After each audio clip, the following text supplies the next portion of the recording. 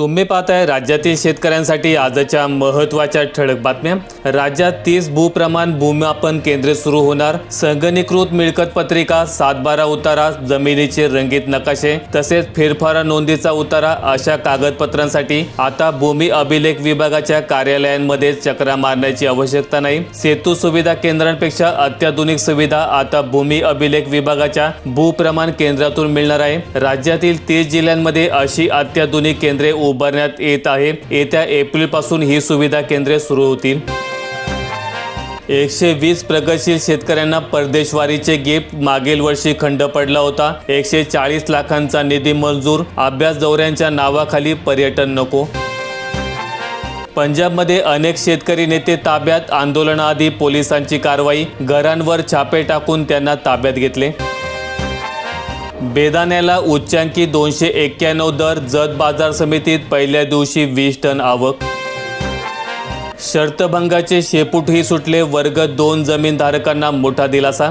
मदत मास इमान जमिनीसाठी शासनाने सोमवारी एक मोठा दिलासा देणारा शासन निर्णय जारी केलाय आणि यामध्ये संबंधित जमीन वर्ग 1 करण्यासाठी यापूर्वी भरावी लागणारी रक्कम 50% 5% करण्यात आली होती। मात्र पुढे किती वेळा व्यवहार झाला तितक्या वेळा 5% रक्कम भरण्याची आडकाठी आणली गेली होती आणि त्याचमुळे ही आडकाठीही या निर्णयाद्वारे दूर करण्यात आली असून आता एकाच वेळेचे शर्तभंग ग्राह्य धरण्याचे निर्देश देण्यात आले।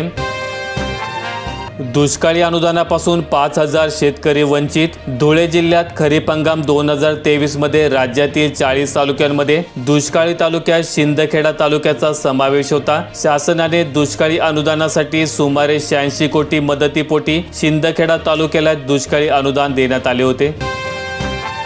कोल्हापूर जिल्ह्यातील दूध उत्पादकांचे 49 कोटी अनुदान अडकले, 8 महिने प्रतीक्षा, लवकरच मिळण्याची शक्यता धुसर। शक्तीपीठ महामार्गावर मोहर, मराठवाड्यात संताप मात्र विदर्भात जल्लोष। नागपूर ते गोवा या 802 किलोमीटरच्या शक्तीपीठ महामार्गाला मराठवाडा आणि पश्चिम महाराष्ट्रात तीव्र विरोध होत होता, तर दुसरीकडे विदर्भात मात्र या महामार्गाच्या समर्थनार्थ शेतकरी रस्त्यावर उतरले होते। परंतु मुख्यमंत्री देवेंद्र फडणवीस यांनी हा महामार्ग होणारच असे ठामपणे सांगितले होते। त्यात सोमवारी अर्थसंकल्पीय अधिवेशनात राज्यपालांनी या महामार्गावर मोहर उमटवली असून 1 महिन्याच्या आतमध्ये महामार्गाच्या जमिनीची मोजणी करण्याचे निर्देश MMRDने दिले आहेत। राजुरा तालुक्यामध्ये मुदतीआधीच कापूस खरेदी केंद्र गुंडाळणे, कवडीमोल दराने कापूस खरेदी, व्यापाऱ्यांची मनमानी सुरू, CCIचा कानाडोळा। आत्महत्या थांबण्यासाठी हमीभाव किंमत वाढवण्याची मागणी। महाराष्ट्रासह देशभरात शेतकरी आत्महत्याचे प्रमाण वाढत आहे। शेतमालाला पुरेसा दर मिळत नसल्याने आत्महत्याचं प्रमाण वाढत आहे।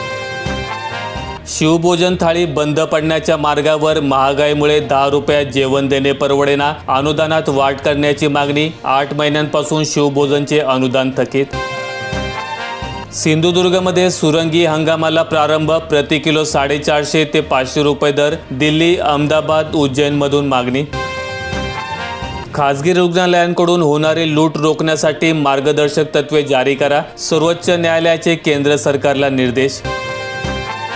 पावसाने उद्ध्वस्त शेतीसाठी मोठा आधार, राज्य सरकारकडून कोट्यावधींचा मदतीचा हात। अकोला जिल्ह्यात मागील खरीप हंगामामध्ये पावसामुळे शेतीचे मोठ्या प्रमाणात नुकसान झाले होते। विशेषतः सप्टेंबर आणि ऑक्टोबर या महिन्यात परतीच्या पावसामुळे अनेक भागातील शेतकरी अडचणीत सापडले आणि याच पार्श्वभूमीवर राज्य सरकारने आर्थिक मदत घोषणा केली असून बुलढाणा व अकोला जिल्ह्यातील शेतकऱ्यांना याचा लाभ मिळणार आहे। 20,000 मिळाले का? दारिद्र्य रेषेखालील कुटुंबांना एक वेळेस मिळते मदत। राष्ट्रीय कुटुंब लाभ योजना आव्हानांचा होतोय सामना।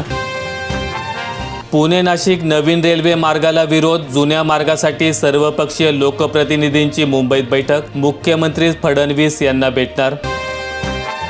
निर्यात शुल्क हटवा, शेतमालाला चांगला भाव देण्याच्या मागणीचे निवेदन। शेतकरी कर्जमाफीसह अन्य मागण्यांचा पाठपुरावा करणार, चांदवडला काँग्रेसने केले धरणे आंदोलन। उजनीतील पाणीसाठा पोहोचला निम्म्यावर, शेतकऱ्यांमध्ये चिंतेचे वातावरण। उजनी धरणातून सोलापूरकरांची तहान भागवण्यासाठी नदीपात्रातून सोडलेल्या पाण्यामुळे धरणातील पाणीसाठा 50% पोहोचला आहे।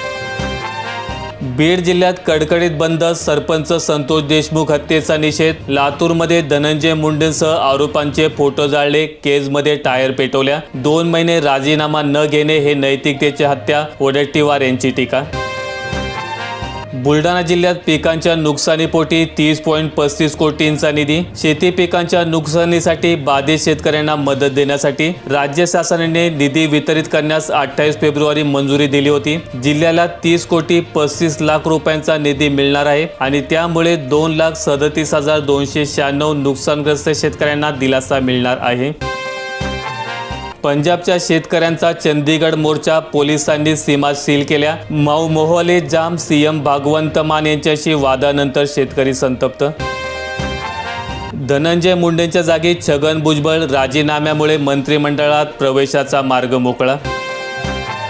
आता कोकाटे यांच्या राजीनाम्यासाठी दबाव, विरोधक आक्रमक होण्याची शक्यता. न्यायालयाच्या आजच्या सुनावणीकडे सगळ्यांचं लक्ष.